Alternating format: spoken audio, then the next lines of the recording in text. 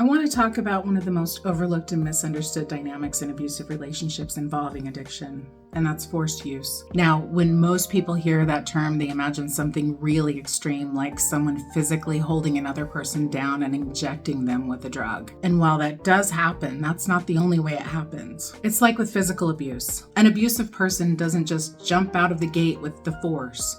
They introduce control strategically over time. Forced use or coerced use can be subtle. It can look like, well, we use together, or come on, don't make me drink alone, or you're way more fun when you're high. It's the abuser's way of making sure you stay in their world and under their control. Because in systems of abuse, especially when addiction is involved, substance use is a tool of control. Here's the thing.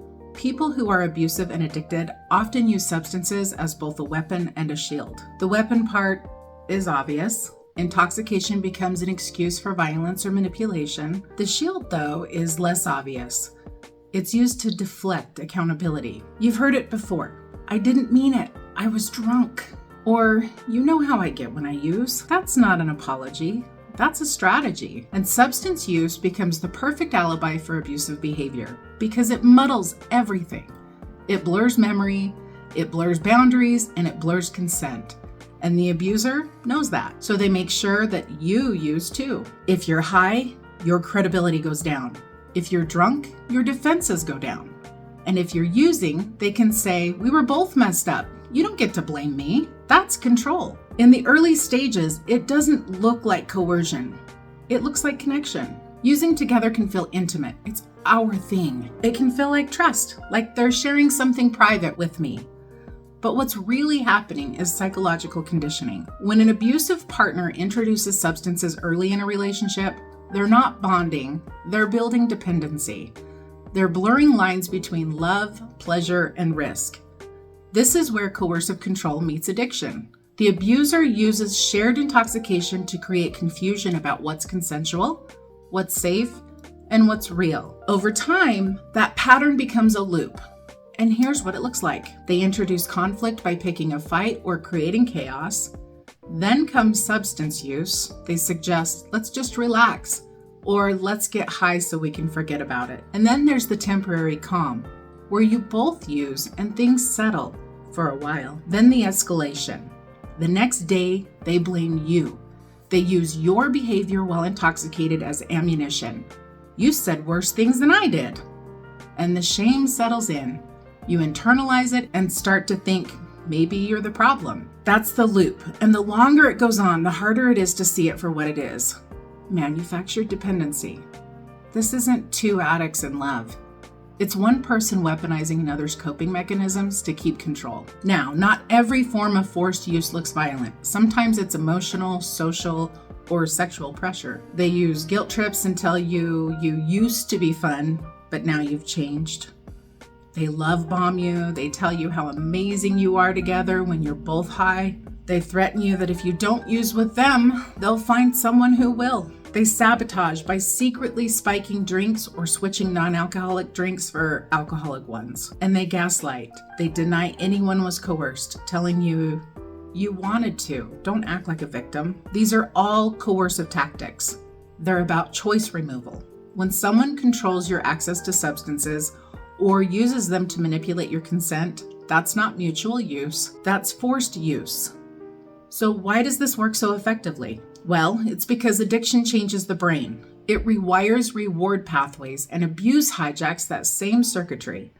Abusers learn to link the drug with the relationship, so that the person's brain starts to associate the abuser with relief, with calm, even with pleasure. Then, when the survivor tries to stop using or leave, withdrawal doesn't just mean detoxing from the substance, it means detoxing from the person. And that's a double bind. It's chemical and psychological captivity. Lundy Bancroft talks about this dynamic in his work, how abusive men often co-opt addiction recovery language to excuse or control behavior in the same way they co-opt active use to maintain dependency. It's not about the substance, it's about the power it gives them. So let's be clear, forced use is not about shared dysfunction. It's about dominance. When an abuser encourages, pressures, or forces their partner to use, they are undermining their partner's self-control. They're damaging their credibility. No one will believe a junkie. They're creating financial dependency, and they're making escape harder.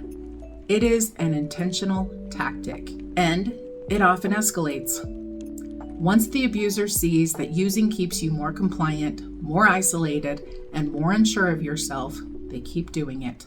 They'll even weaponize your recovery. When you try to get clean, they'll sabotage it. They'll show up drunk, they'll bring substances into the house, accuse you of thinking you're better than them. And let's talk about what this looks like on the inside. Victims of forced use often describe a combination of confusion, hypervigilance, and self-blame. You might notice things like disorientation, where you can't tell what was consensual and what wasn't. The shame spirals, where you feel responsible for choosing to use even when it wasn't a real choice. And then the denial, where you minimize. You say things like, well, we both used, so it's not abuse. But your body remembers, and you might even feel nauseous, shaky, or anxious around reminders of the substance. And even cognitive dissonance. Part of you still associates using with safety because it used to keep things calm. Isn't that messed up? These aren't signs of weakness, they're signs of trauma adaptation. The brain learned to equate compliance with survival. When you stop using, the abuser loses leverage, and that's when escalation happens.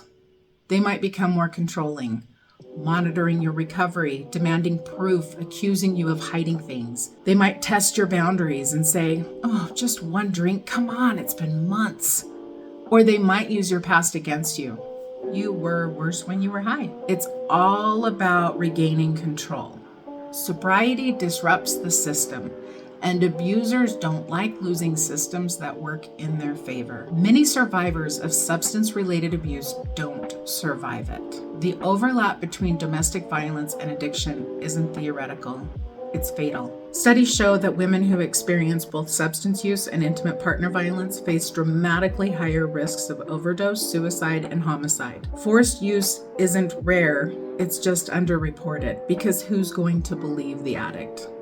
And that's the design. So if you work in the field as a therapist, advocate, or support worker, this is your reminder to ask about coerced use. Not do you use, but has anyone ever pressured or forced you to use? That one question can save a life. And if you're a survivor, remember, the goal was never to make you addicted, it was to make you compliant. You didn't fail, you were conditioned. And recovery from both the substance and the abuse is not about guilt. It's about reclaiming autonomy. Forced use isn't talked about because it forces us to confront how deeply control can hide inside connection.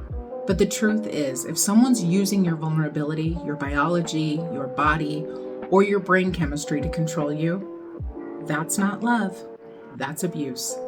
And naming it doesn't make you weak, it makes you free.